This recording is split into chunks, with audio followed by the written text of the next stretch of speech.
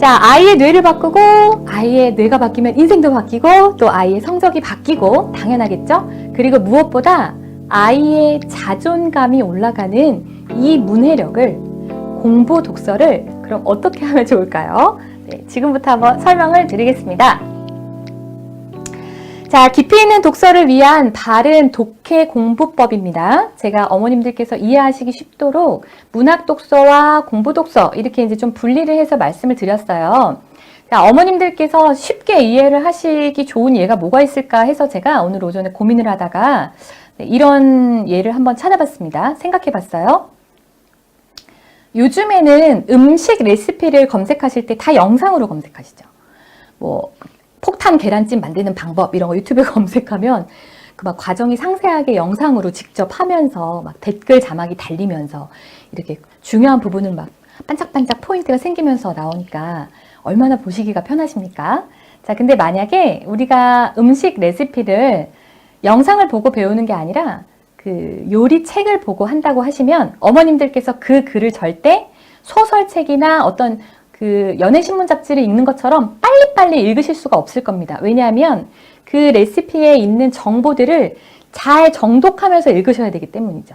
한 줄 읽고 아, 얇게 3cm로 썰어야 되는구나. 또 한 줄 읽고 아, 뭐를 먼저 삶아야 되는구나. 이런 것들을 확인하면서 하실 거 아니에요. 조금 더 고도화된 문해력을 갖추신 어머님이라면 먼저 한번 정독을 쭉 하고 거기에서 나오는 키워드들로 내용 순서를 착착착 구조하신 다음에 안 보고 만드실 수도 있겠죠. 네. 나는 요리책 같은 거 안 보고 그냥 느낌대로 하는데도 항상 맛있던데. 네, 아이들의 공부는 느낌대로 할 수는 없습니다. 자, 어떠한 글 속에 포함되어 있는 지식적인 정보나 그 정보를 가지고 내가 무엇을 해결해야 되는 위치에 있을 때는 절대로 빠른 속독이 이루어질 수가 없습니다. 자세하게 읽어야 되니까요. 근데 그 훈련을 하다 보면 그런 지식적 정보가 포함되어 있는 공부 독서에서도 물론 속도가 올라가기는 합니다. 이 부분이 체계적인 트레이닝이 필요하다는 거죠. 자, 어떻게 차이가 있는지를 제가 예시문을 한번 읽어보면서 말씀을 드릴게요. 자, 우리 아이들이 읽는 좋아하는 소설책이나 이런 동화책 같은 것들, 좋아하는 책을 읽어 하면 아이들이 흔히 짚는 것들은요. 어떤 환경이나 인물에 대한 모사, 노란색 불이 들어왔다. 신호등에 대기하고 있던 사람들은 흰 줄과 검은 줄이 있는 얼룩말 같은 무늬의 바닥을 걷기 시작했다. 이렇게 된다니까요. 머릿속에 그 상황이 막 그려지고 펼쳐지면서 상상력을 할 수 있는 소재의 글들로 이루어져 있죠. 그게 아이들이 좋아하는 책입니다. 흰 피부에 까만 눈을 가진 백설공주는 이렇게 나온단 말입니다. 하지만 아이들이 읽고 실제로 공부해야 되는 공부 독서의 내용은요. 절대 그렇지 않습니다. 대부분은 읽어도 머릿속에 잘 떠오르지도 않고요. 그 내용을 심지어 거듭해서 여러 번 읽어야만 겨우 상황을 이해할 수 있는 내용들도 많이 포함이 되어 있죠. 예를 들자면 이렇게 자, 땅콩이나 호두 같이 기름기가 많은 음식을 오래 두면 기분 나쁜 냄새가 나기도 하는데 대개 음식이 상하기 때문이고 이상한 맛과 냄새가 나는 것은 음식이 상한 것이고 그 이유는 공기 중에 오래 두어서 빛을 만나게 되면 변하게 된다. 상하거나 변하는 것은 기름기를 만나는 부분들과 관련이 있다. 아이들이 이해하기 쉬운 비교적 일상 언어에 가까운 글로 이루어진 낮은 수준이라고 하기 그렇고 쉬운 수준의 지문입니다. 자, 같은 내용을 제가 한번 바꿔보겠습니다. 이렇게 바뀌죠.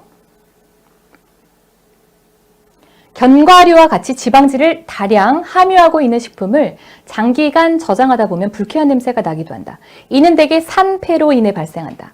산패는 비정상적인 맛과 냄새가 나는 현상이다. 지방질이 공기 중에 장기간 노출되어 열 또는 빛 등의 영향을 받으며 산화작용이 일어나서 산패가 작용한다. 식품의 산패는 지방질을 구성하는 성분과 유관하다. 같은 글입니다.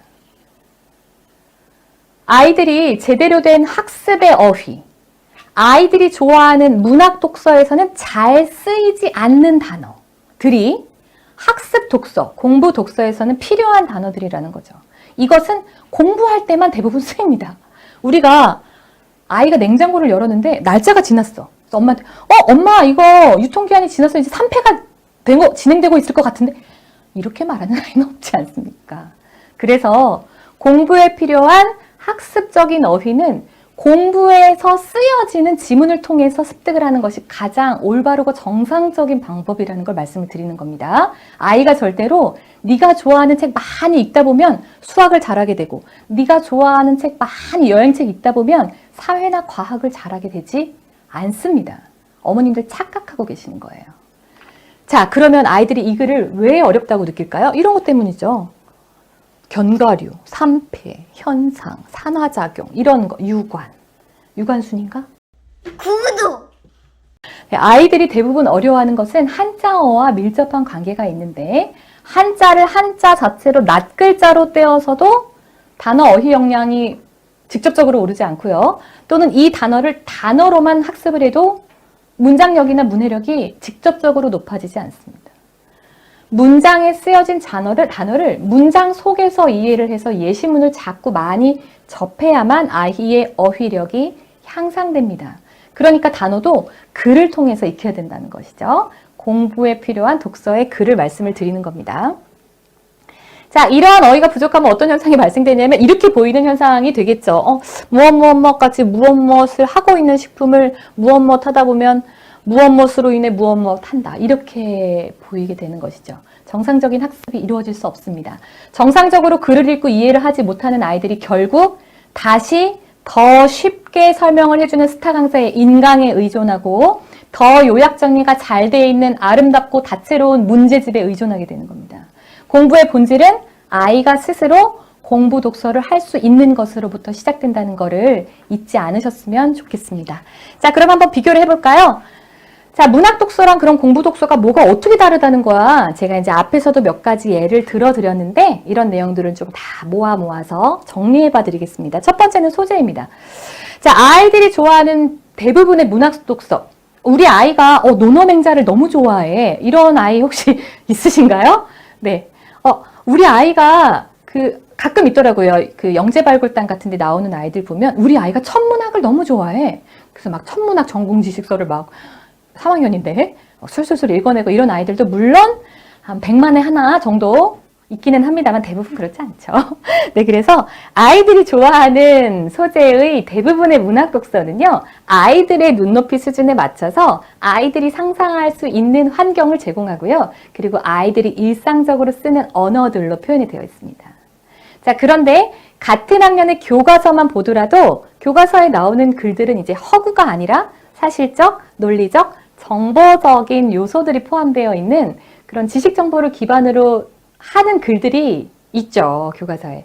그런 글들을 읽을 수 있어야 된다는 거예요. 문학 독서를 좋아하는 것은 별개의 문제고요.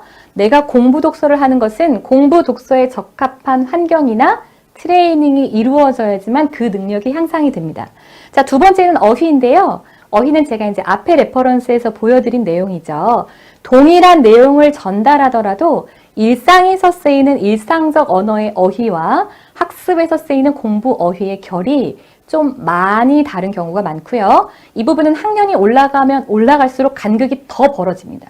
초등학교 3학년은 좀 어리지만 한 초등학교 5학년, 6학년 정도 되는 아이와 중학교 3학년, 고등학교 1학년 정도 되는 아이의 대화 수준은 크게 차이가 나진 않습니다. 하지만 초등학교 5, 6학년에 나오는 교과서 내용에 쓰이는 어휘와 중학교 3학년, 고등학교 1학년에 나오는 어휘는 굉장히 크게 차이가 납니다. 그러니까 교과서에 쓰이는 어휘들이나 표현들을 알아야 되겠죠. 학습적인 어휘를 알아야 된다는 거고요. 자, 두 번째는 학습의 읽기 방법의 차이입니다. 아이들이 좋아하는 책을 읽게 해주고 싶어서 어머님들께서 사실 우리 아이한테 말하지는 않았지만 내가 우리 아이가 책을 많이 읽고 싶어 바라는 이유는 우리 아이가 좀 똑똑해졌으면 좋겠어 하고 책을 막 사다 주셨잖아요. 근데 이 아이들이 이 책을 다 읽나요? 잘 안 읽죠. 그래서 제발 한 번이라도 좀 읽어줄래? 그래서 한 번이라도 읽었다고 하면 어머님들 기뻐하시지 않습니까? 같은 책을 2번 읽으라고 혹시 말씀을 하신 적이 있나요? 아마 없으실걸요? 어머님들께서도 문학 독서를 같은 책을 2번 연거푸 읽지는 않으시잖아요. 한 번 읽고 나서 이 책이 너무 재밌었어. 나중에 다시 생각이 나서 읽는 경우가 있으실지는 있겠지만 이 책을 읽었는데 너무 재밌어서 다시 처음부터 또 읽어. 이런 경험을 저는 평생에서 한 번도 해본 적이 없습니다. 저는 없어요. 어머님들도 없으실 것 같아요. 자, 하지만 공부 독서는 반복 독서를 반드시 해야만 하는 읽기의 형태를 가지고 있습니다. 제가 아까 말씀드렸던 요리 레시피 책을 여러 번 정독해서 꼼꼼히 파악해야 하는 이유와 동일합니다. 제가 이제 어머님들의 공감대를 이해를 쉽게 도와드리기 위해서 요리 레시피를 말씀을 드렸지만 아이들의 학습은 전 과목이 다 그렇잖아요. 음미체도 그래요. 심지어 르네상스 시대에 유행했던 음악 이런 거 나오면 정독해서 읽어야 되죠. 그래서 정독과 회독이 반드시 필요한 독서 쪽은 공부 독서이고요. 공감, 그리고 이렇게 좀 빨리 읽어도 돼요. 심지어 슥슥슥 넘기면서 전체적인 스토리에 대한 이해, 인물의 그런 어떤 감정에 대한 공감 능력, 이런 것들을 형성으로 읽기가 이루어지는 것은 이제 문학 독서 쪽인 거죠. 반복해서 읽지 않아도 됩니다. 반복해서 읽지 않아도 되고 심지어 반복해서 읽는 아이도 없습니다. 하지만 공부 독서는 반드시 반복을 해야만 하고 반복을 통한 지시의 체계화가 이 아이의 사고력을 높이는 과정이 되죠. 마지막은 문제 해결입니다. 이것도 제가 앞에서 말씀드렸던 내용 한번 정리해 드리는 거예요. 요리 레시피의 글을 읽고 나서 내가 요리를 하려는 목적이 있잖아요. 그렇지 않습니까? 문학 독서는 이 독서를 하고 나서 뭔가 하려는 것이 있지는 않습니다. 그 상황 자체의 몰입이 더 중요하죠. 문학 독서에서 이룰 수 있는 것이 정서적인 교감, 공감 능력, 그리고 상황에 대한 상상력, 그리고 자기의 느낌을 말할 수 있는, 요게 이제 뭐 토론이나 비판적 사고로 이어지기는 하겠지만 문학 독서를 하고 난 다음에는 독후 활동이라고 하지 우리가 이거를 과제나 시험으로 표현을 하지는 않지 않습니까? 하지만 공부 독서의 경우에는 이 책의 텍스트에 있는 내용을 잘 여러 번 거듭해서 씹어서 꼭꼭 씹어서 내 것으로 지식화 만든 다음에 이 내용을 가지고 뭔가를 해결해서 그 다음 단계로 진행을 해야 되는 미션이 있습니다. 그렇기 때문에 더더욱 정독이 필요한 거죠. 자, 제가 이렇게 문학 독서와 공부 독서의 차이점을 4가지 정도를 짚어드렸는데 이 중에 최소한 2가지 이상은 공감을 하셨을 거라고 생각을 합니다. 왜냐하면 제가 그랬으니까요. 저는 문학 독서를 잘하는 아이였지만 공부 독서를 깊이 있게 훈련을 받아본 적도 없고 생각을 해본 적도 없었습니다. 근데 이상하게 사회책은 잘 안 읽히네? 늘 이렇게만 생각을 했었죠. 어머님들께서도 지금 잘 생각을 해보시면 그래 맞아 나도 어릴 때 책 좀 읽었는데 왜냐하면 그때는 책밖에 읽을 게 없었어요. 게임도 없고 휴대폰도 없었기 때문에 뭐 아이들이 책 많이 읽었죠. 나도 책 많이 읽었는데 뭐 성적은 그냥 그만 했어. 이런 어머님들 되게 많으시더라고요. 그래서 그런 거를 한번 회상을 해보시면 제가 지금 드리는 말씀들이 좀 잘 이해가 되실 것 같습니다.